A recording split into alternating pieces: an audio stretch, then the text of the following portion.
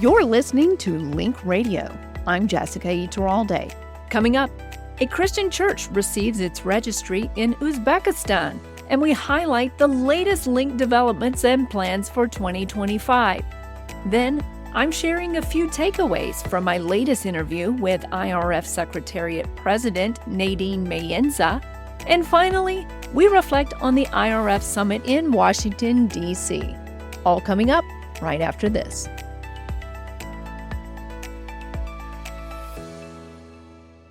Want to dive deeper into the world of religious freedom building and helping marginalized communities?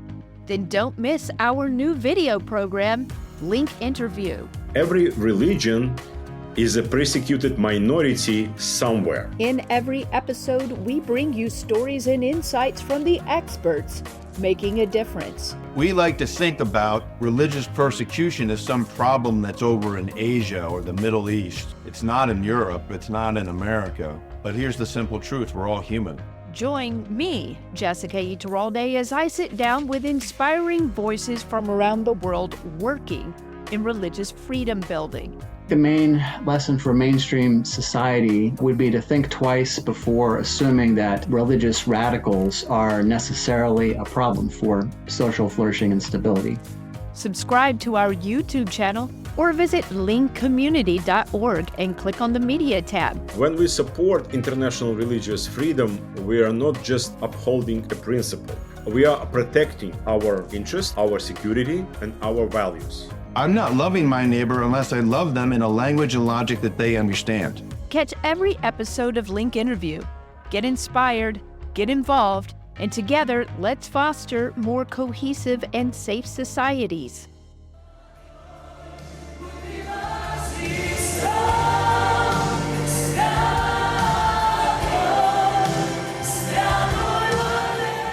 What you're hearing right now is the sound of a congregation worshiping freely in Zhizak, Uzbekistan, a moment that was made possible by a historic event just a few months ago.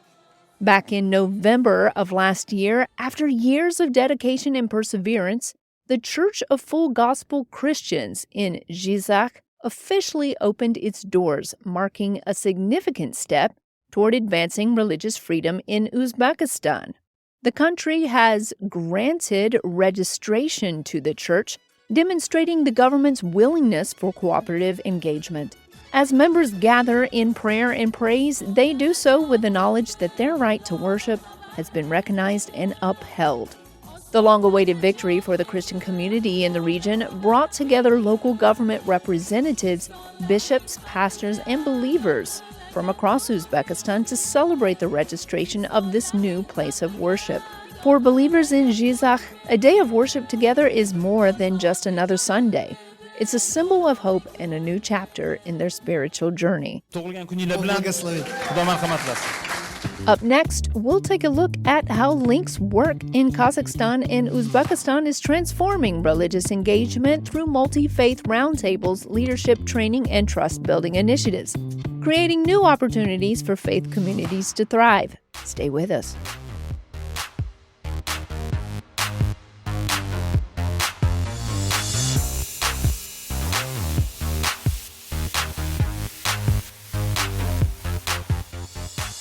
Jessica Iturralde here, giving you a quick reminder that if you're enjoying this program, please like and subscribe and share this with someone you know.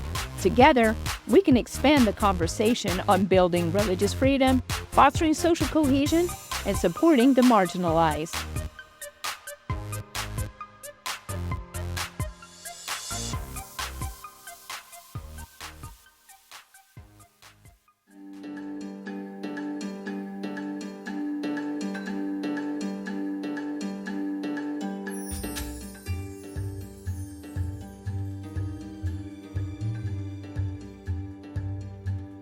For over a decade, LYNC has been actively engaging with governments in Kazakhstan and Uzbekistan to shift the perception of religious affairs. While restrictions have often been seen as a tool to put things in order, LYNC is proving that covenantal pluralism is the real key to stability. One of LYNC's biggest successes in Kazakhstan is to stay aside and to help develop the Almaty model, a fresh approach to multi-faith engagement that replaces rigid formal meetings with dynamic, solution-driven discussions. This initiative has allowed religious leaders and government officials to collaborate on major social issues like domestic violence, radicalization, and religious intolerance. In Uzbekistan, we're seeing similar momentum, with the government and faith leaders working together to open new spaces for religious minorities. Uzbekistan's recent legal registration of the Full Gospel Christian Church in Jizakh is just one example of this progress. What's next for 2025? Looking ahead to 2025, I'm thrilled to share that LYNC is preparing to launch some incredible new initiatives. For example, like an innovative strategy to advance religious freedom using positive metrics to measure religious freedom and report the progress. An effort to empower women of faith and expand cross-cultural religious literacy programs that will take our mission even further. LYNC CEO Wade Cusack spoke of new initiatives for 2025, including positive metrics for religious freedom, empowering women of faith, and expanding cross-cultural religious literacy programs to advance its mission. Regarding the first goal, LYNC senior researcher Dr. Maxim Vassin is spearheading a groundbreaking research initiative aimed at developing positive metrics for religious freedom. The goal? To foster positive progress in religious freedom, not just in theory, but in real-world application. The strength of LYNC's work in Central Asia is that we do not try to impose our vision on local officials and religious leaders. On the contrary, we desire to understand better the local culture, historical context, country characteristics, and specific challenges.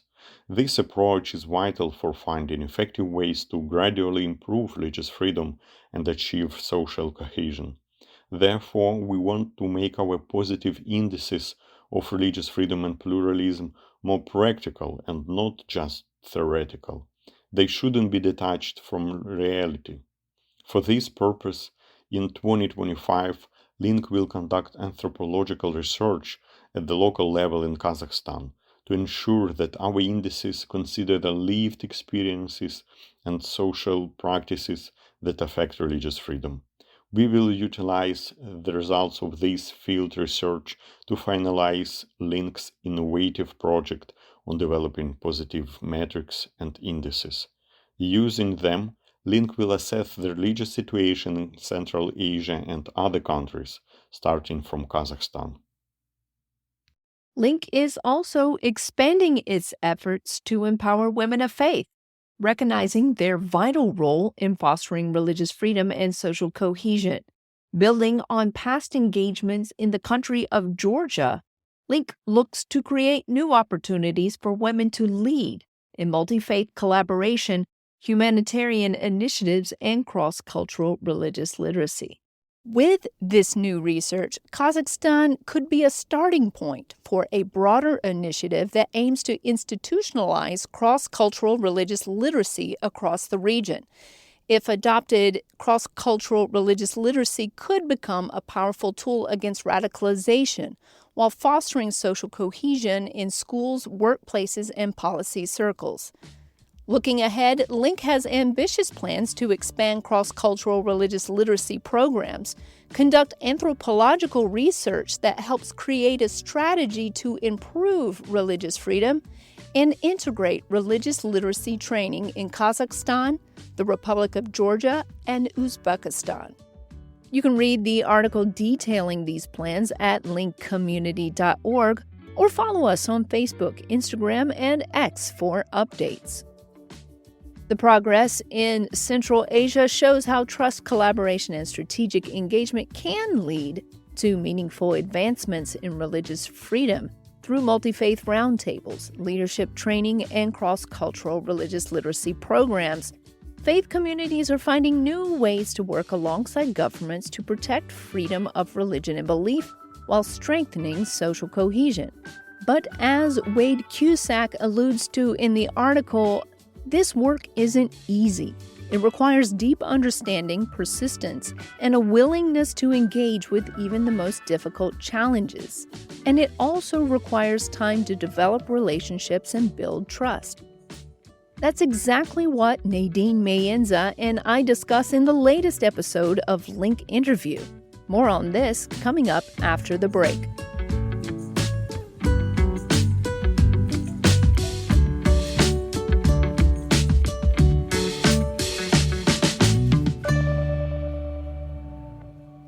Want to dive deeper into the world of religious freedom building and helping marginalized communities?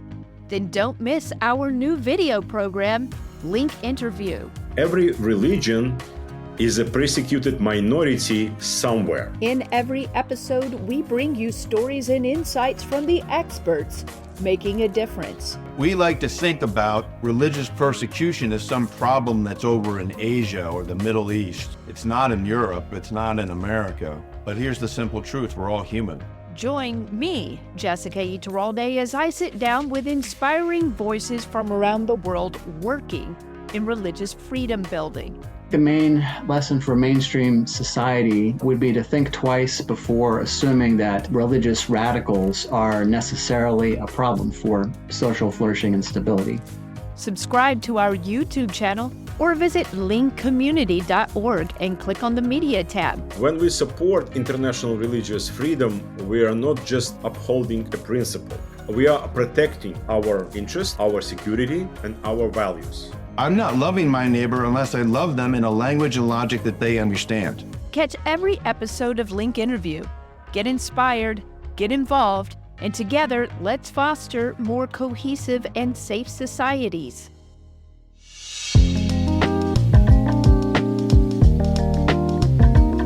In the latest episode of LYNC Interview, we hear from Nadine Maenza, president of the International Religious Freedom Secretariat and former chair of the United States Commission on International Religious Freedom. In our conversation, Maenza reflected on her visit to Uzbekistan last year, where her, along with a team of experts, worked to assess and engage with government officials, civil society leaders, and faith communities. She emphasized that the most effective approach is cooperative engagement, building trust, mutual respect, and providing constructive feedback rather than just issuing public criticisms. So Uzbekistan was unique for me in that I had served as the chair of the U.S. Commission on International Religious Freedom, where we had regularly reported on their religious freedom conditions and their violations. But we also had acknowledged that there was no country that had made the kind of improvements that Uzbekistan had made in the last decade, that had taken them off of the State Department's country of particular concern list, even though USCIRF had still recommended they be on the special watch list. So during our trip to Uzbekistan, it was encouraging to visit with government officials, civil society, religious leaders, sometimes the same people I'd met with while I'd been with USCIRF, and getting an update of the conditions, and then being able to work with my colleagues from LYNC and put together a report for the government to help them fine-tune their approach to improving religious freedom conditions. Maenza explained that sustainable change requires ongoing dialogue rather than simple condemnation. She shared how her work combines advocacy and solutions-based partnerships, helping governments navigate religious freedom reforms without compromising security or stability. Advocates who are calling out violations publicly, but also those doing the work inside the country. It's that combination of having the bar set for what is the international standard, but also having professionals be able to come alongside governments that are working to improve, to make those changes, to provide programs on the ground that help the communities to embrace each other so that there can be the kind of peace and harmony and stability that we all want for these countries. One of the most profound insights Maenza shared was the delicate balance between advocacy and building relationships. She noted how easy it is to call out violations from afar through social media or press releases, but real change, she says, happens through direct, sometimes difficult conversations with government officials.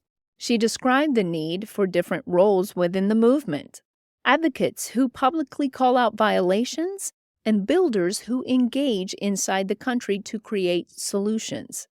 It's hard to speak truth to power, and it's so easy to say it from far away, but to actually sit with a leader and say, this is something that concerns us is hard. And so for those of us doing work on advocacy in a country, it's important to give space to those who are working inside a country. It's really sacred work, which is hard sometimes for people to see that are farther away. And so I just encourage, that's why these conversations are so important. And I encourage people that don't understand, have conversations with builders to learn what's happening inside a country, to give them kind of a better understanding of how it all plays out. Maenza also spoke about how her personal journey shaped her approach to international religious freedom advocacy. Growing up, she was primarily aware of Christian persecution, she said. But over time, she recognized that advocating for all religious communities is actually the most effective way to protect any faith group. And while spending time in countries that experience persecution, I also learned that advocating for all religious communities to experience religious freedom is actually more effective than advocating for just one, because all the minorities or the different religious communities, and certainly even the majority of your community, stands with the minorities, then that is when you're going to see that shift in tide on the ground. And so working to build cohesive societies where everyone gets to experience religious freedom is actually the really only effective way to do that. Even if you only cared about your community, which most people don't, they care about all people. But say you only cared about one community, that would still be the only way to change conditions on the ground, is to build these cohesive societies where everybody has a seat at the table, everyone's included in society. And so really going from that limited understanding to kind of seeing the bigger picture, and now helping to grow a movement where people come in from usually from their own community and then start seeing, wait, we could all work together, and that's how we're going to make an impact for the community that's so dear to my heart. And that's really how this community has been built, that is working together to work to improve conditions globally. As our conversation came to a close, Maenza emphasized the importance of engaging more people in the religious freedom movement, encouraging our listeners to take part, whether through advocacy, education, or amplifying voices on social media. She also noted that ongoing cooperation between government, civil society, and faith leaders is key to ensuring that religious freedom reforms continue to progress in countries like Uzbekistan. We appreciate Ms. Maenza coming on our program to share her insights, and her work highlights the complexity of global religious freedom and the need for strategic, patient, and persistent efforts.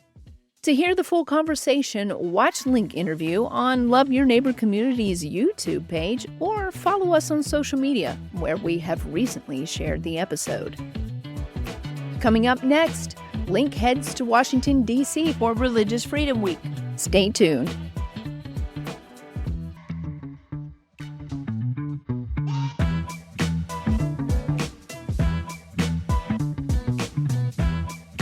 And with that, now is the perfect time to ask you, are you following us online?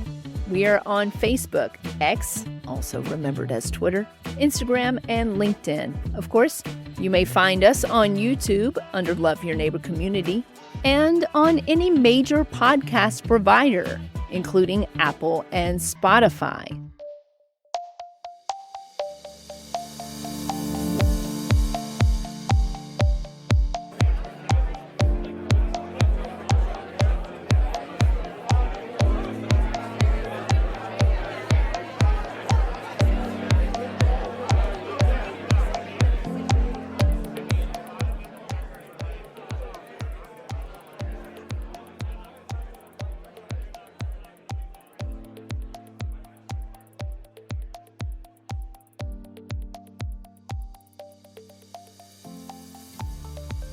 What could be called the Religious Freedom Week took place between Monday and Friday of last week. It started with the IRF Roundtable on Monday, dedicated to discussion on communication and collaboration across religious freedom builders and advocates and governments. IRF Secretariat CEO Greg Mitchell says that the Secretariat now hosts around 30 roundtables worldwide, many of them historic first, where people of all faiths and beliefs come together. There, minority and non-traditional religions are engaging directly with majority faiths and government representatives, fostering unprecedented dialogue and collaboration. At these roundtable meetings, everybody is there as equal citizens. And everybody wants to be good citizens. They want to be working with the majority. They want to be working with their governments. And we really have seen that just by bringing everyone together and getting them working together and standing up for each other, that by itself is building social cohesion, because you're building mutual respect, mutual trust and reliance, and even love across our deepest differences. And so at these little roundtables in these communities, we're building social cohesion, and we're reweaving the social fabric and putting it back together again and solving the problem. So it's not just about building religious freedom, but we're building peace and prosperity as well. The week continued with the 5th Annual International Religious Freedom Summit that brought together global leaders and organizations that champion religious freedom for all. The summit kicked off as Congressional Advocacy Day, with 2 significant events on Capitol Hill focusing on global religious persecution. Advocates engaged with legislators to address key policy priorities aimed at advancing religious freedom worldwide. Co-chaired by Dr. Katrina Lantos-Sweat, president of the Lantos Foundation for Human Rights and Justice and former chair of the United States Commission on International Religious Freedom, and Samuel Brownback, former ambassador at large for international religious freedom, who emphasized religious freedom as being the freedom of freedoms. It's the freedom of freedoms. It's the one that gets you the atmosphere to build your other freedoms of speech and assembly, because it's the human right of the soul. It's the one that's most close to the core of us. And if you can get this one right, you can start to build these other freedoms. Continuing on Tuesday and Wednesday, the summit featured a diverse range of voices on the critical issue of freedom of religion or belief. Attendees heard from Nobel laureates, civil society leaders, key government officials, survivors of persecution, and prominent leaders such as the current president of Guyana, Mohammed Irfan Ali, and the Prime Minister of the Republic of Armenia, Nikol Pashinyan. Rainn Wilson, known for his role in the NBC's hit sitcom The Office, also shared a pre-recorded video made for the summit. Prominent leaders from the Abrahamic faiths also gathered at the summit to discuss how authentic theology and the Marrakesh Declaration influence global religious freedom. Also, scholars, religious leaders, and experts addressed Japan's religious freedom challenges. Among the many highlights was a special appearance by Vice President Vance, who delivered a powerful speech on religious freedom Wednesday morning.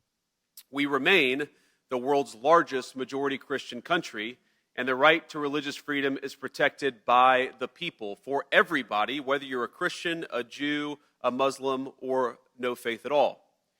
But religious liberty is not simply, as we all know, about legal safeguards.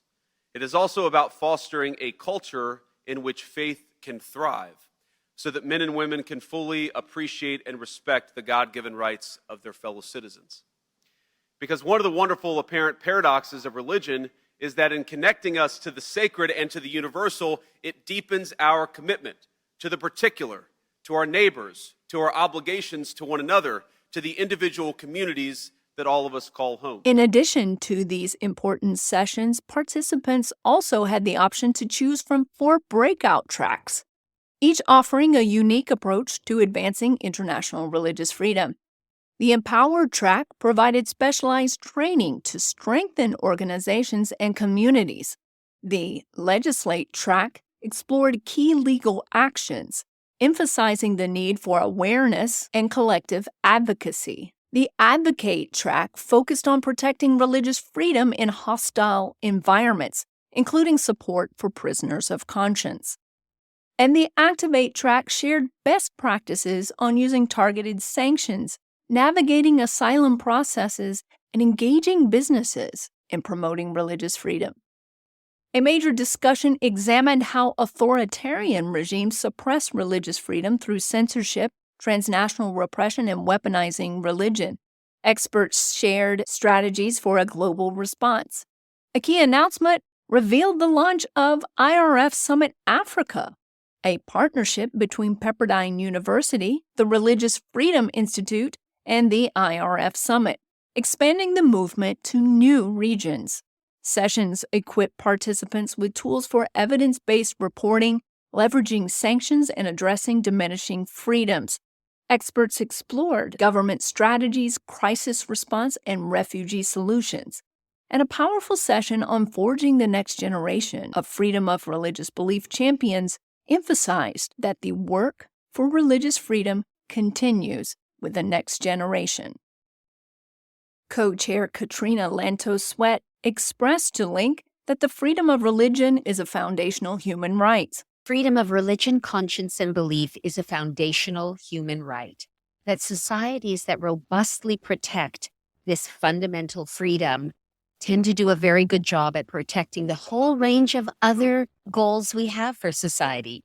They not only protect freedom of speech, freedom of association, freedom to speak and publish, but they also tend to be more prosperous, more peaceful. There is more sort of stability in such societies. And something that a lot of people don't realize is that countries that do a good job protecting freedom of religion and belief also have higher socioeconomic status for the women in those societies, which is really interesting. And so we often think of freedom of religion as a moral imperative, which it is, and as going to our very essence as human beings, that right to live your life according to the dictates of your conscience. But the good news is it's also a practical blessing for societies. If they will protect and advance this fundamental freedom, they're going to be healthier, more productive, more stable, and more prosperous societies. So it's one of those nice win-wins. Doing the right thing morally also is doing the right thing practically. As attendees gathered one last time for the closing reception, they listened to those affected by religiously motivated injustices, reaffirming the great need worldwide for freedom of religious belief. They celebrated the shared commitment to turning advocacy into action, the connections that they had built, and anticipating the great work that lies ahead. For more information on the summit, including links to articles and plenary session highlights, visit irfsummit.org. You've been listening to LYNC Radio. I'm Jessica Iturralde.